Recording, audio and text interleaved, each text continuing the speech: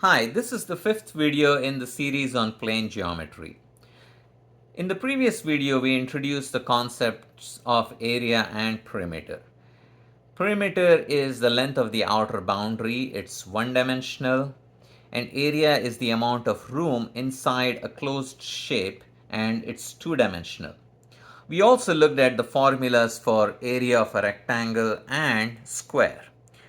So if you recall, a rectangle is a quadrilateral with two dimensions, L and W, and to get the area you simply multiply those two dimensions, L times W. And square is a special type of rectangle, so we could still use the formula, but the formula simplifies. Now I don't have to write S and S here, the dimensions are equal.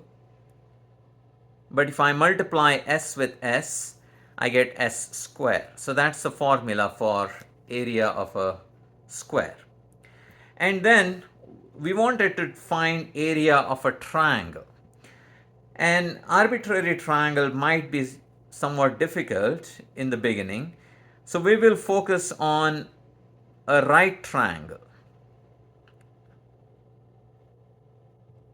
If I have a right triangle,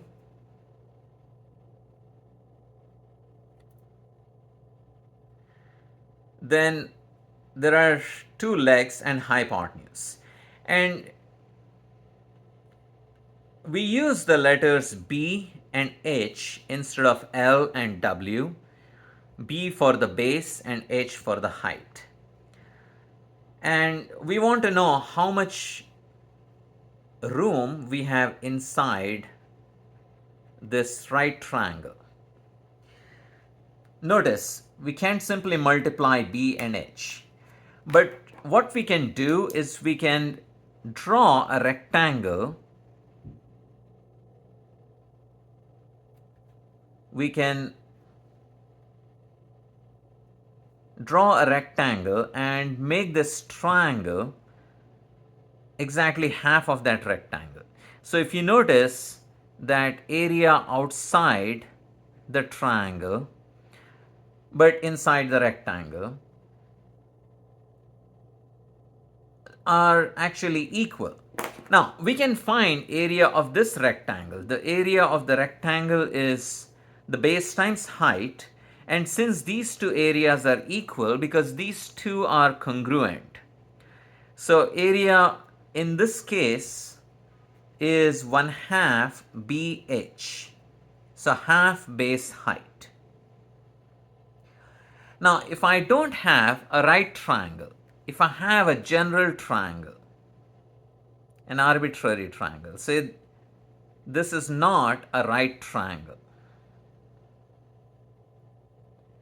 and again I like to label one of the sides with B, but this time H is not a side of the triangle. H is the height of the triangle. So say this is H. And what you could do again is, just like in this previous example, you can try to put this triangle inside a rectangle. So if you were to draw parallel lines to the height and then draw a side passing through the vertex, the top vertex, then notice area of the triangle is given by this blue shaded part. But what you might notice is we have a rectangle. The rectangle's dimensions are B and this is H. So we know the area of this rectangle is B times H. But you also want to notice that we have two sets of congruent triangles. One on this side of the height and the other is on the other side of the height. So again, you can see that we have the triangle. Whatever is inside the triangle, we have the same room outside the triangle, because if you focus on just this right triangle, this is congruent to this right triangle, and this right triangle is congruent to this right triangle. So area inside our triangle is equal to area outside the triangle. Area outside but inside the big rectangle, which means area inside will again be half the total area. The total area is again b times h. So we can write down the formula for area of a triangle as 1/2 base times height. So this applies to all triangles. It does not have to be just a right triangle. It applies to any triangle.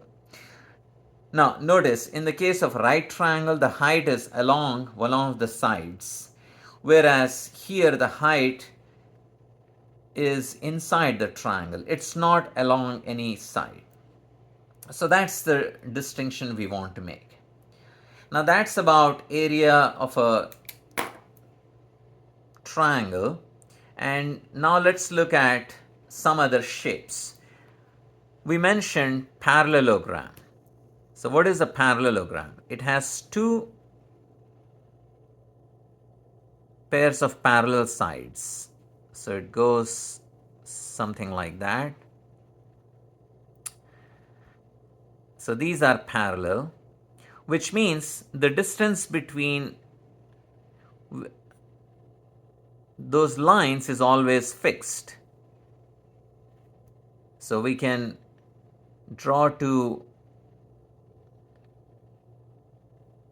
lines, and these two heights will be the same, and we can call this as the height of the parallelogram. And let's again use this length as base. Let's call this as. So notice, this base is same as this base. Now if I want to know how much room I have inside the parallelogram, one of the things we could do is we could cut this part and put it right here. So this, notice that these two triangles, let's go ahead and shade this as well. So the triangle here, so let me shade the triangle. This triangle is congruent to that. So if you imagine cutting that off and putting it here, then what you have done is you have turned the parallelogram into a rectangle. And you did not change the area. All you did is you replaced this piece and put it here. So now you might want to focus on just this new shape, which happens to be a rectangle, whose base is the same as B. Now notice, this is same as this, and this is the original side of the parallelogram. So it is B, and this height of the parallelogram is H. So we know the area of the rectangle is B times H. So area of the parallelogram will also have the same formula. Area equals base times height. But just like the triangle, the height is not one of the sides of the parallelogram, but it lies inside the shape. Whereas in a rectangle, this height and this base, they were both sides of the rectangle. So we discussed triangle, parallelogram, and now let's go ahead and talk about trapezoid. So what is a trapezoid? A trapezoid has some similarities with parallelogram, but it's not the same as a parallelogram, because what you may have is the bases. The parallel sides need not be equal in length. So you have, so let's try to find area of this trapezoid.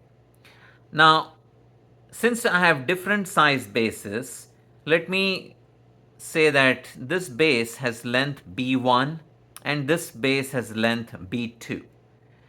And again, since they are parallel, we can talk about height of this trapezoid. So we can, this is going to be the same both sides. So let's say this is h. Now, if I want to find area of this shape, what I could do is I could split this into two different triangles. So let's do that. So if I were to join this vertex and this vertex, so let me go ahead and join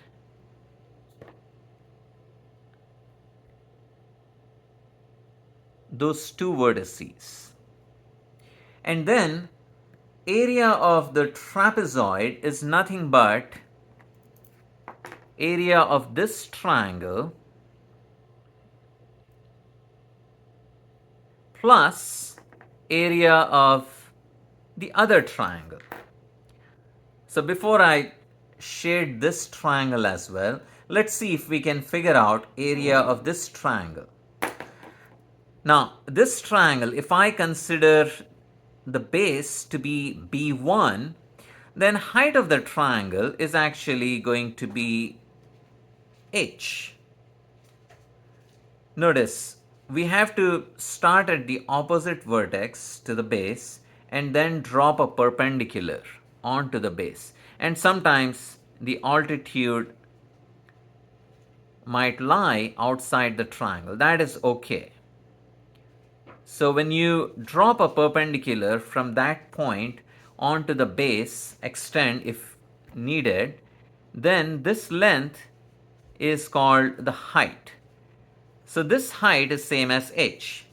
So what's the area of this blue shaded triangle? Well, so it looks like this. Let's redraw it. It has a base of b, b1, and height of h. So this is, which means area of this triangle is 1/2 b1h. So let's keep that information in an oval. And now let's try to figure out what is the area of this triangle. So let's go ahead and shade in red.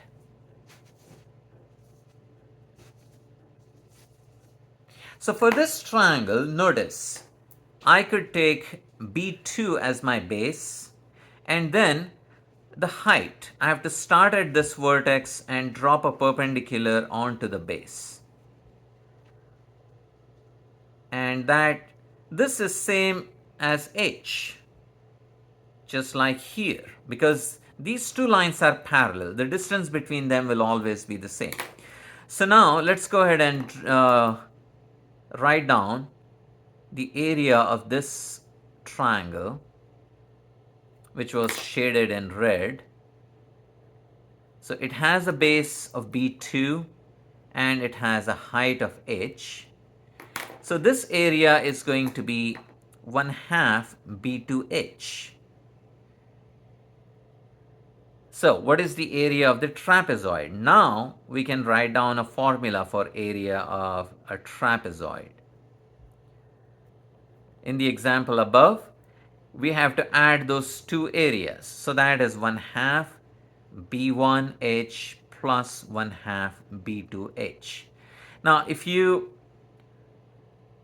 rewrite this as we can factor out 1/2 and then we can factor out an h. So b1 plus b2. So we factored 1/2 and h because that's a common factor for both the terms. Now this quantity b1 plus b2 times 1/2 is, or you could write this as b1 plus b2 divided by 2 times h. So b1 plus b2 divided by 2. Anytime you're adding two numbers and dividing by 2, you say that you're taking their average. So what is the area of a trapezoid? I can write it in words. So this is the average of the bases. Average of the bases times the height of the trapezoid. So that's the formula for area of a trapezoid. So let me recall. For a rectangle or a square, you simply multiply the two dimensions. If you want, you could call as base and this as height. So this is base times height. Now a triangle is somewhat different, but if you look at the quadrilaterals, in particular parallelogram, again you're multiplying base times height to get the area. In a trapezoid, what happens is the bases are not equal, unlike in a rectangle or a parallelogram. So when you don't have equal bases, if one of the bases is small, the other is big, then all you need to do is take their average and then multiply by the height. So all of these formulas are related. They are not isolated. Now let's go ahead and find area of a rhombus. So let's go ahead and draw a rhombus.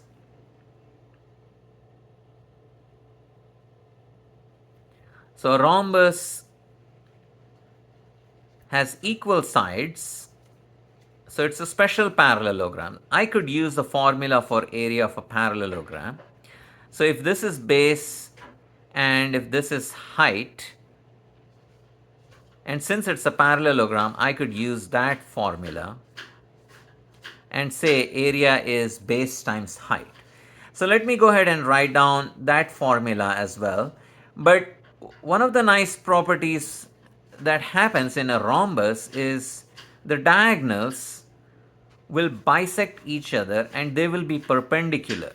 So let me explain what that means. So you have a rhombus, and if you were to join the opposite vertices, so let's go ahead and draw a dotted line. This is called diagonal, and then if there are two diagonals, in every quadrilateral there are two diagonals.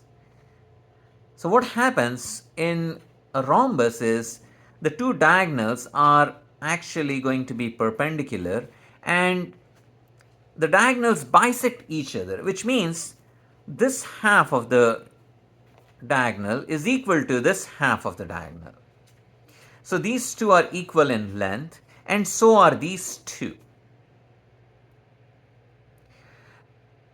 So let's go ahead and redraw that shape, and this time I'm not going to put tick marks inside, but I'm going to label the length of the diagonals as D1 and D2.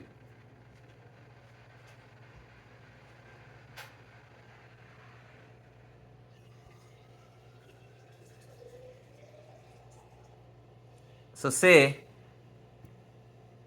the diagonals, they don't have to be equal. One might be long and the other might be short, but they cut each other in exactly half. So let's say this diagonal's length is D1 and this diagonal's length is D2.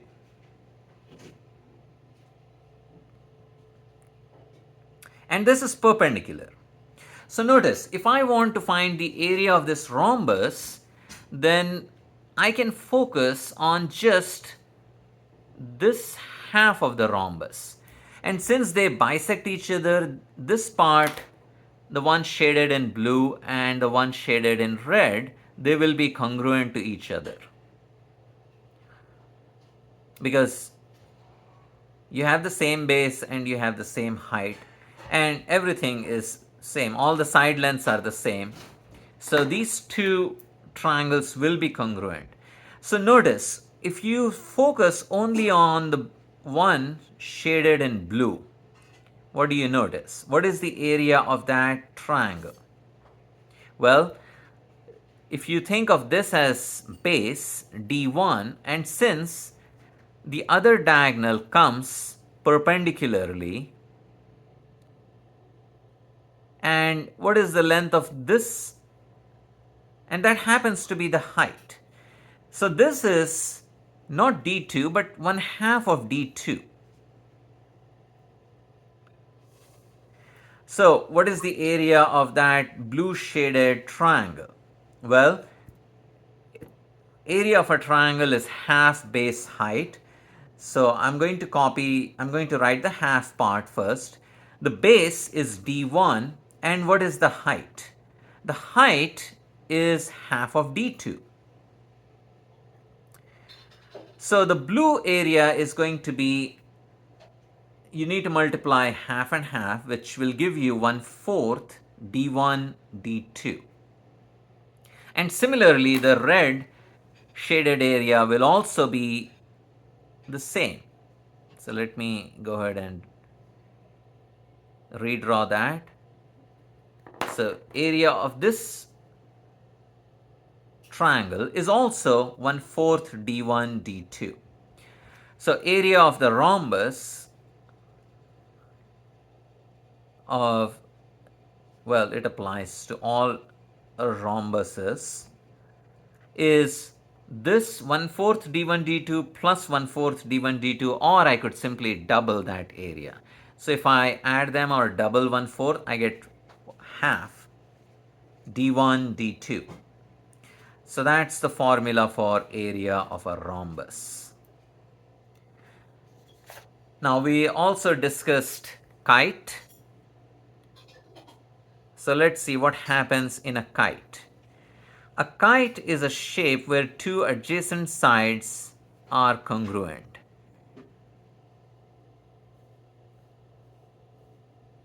So notice, you can again join those two vertices and get diagonal. So this is, let's say this diagonal's length is D1 and this diagonal's length is D2. And here is the other fact.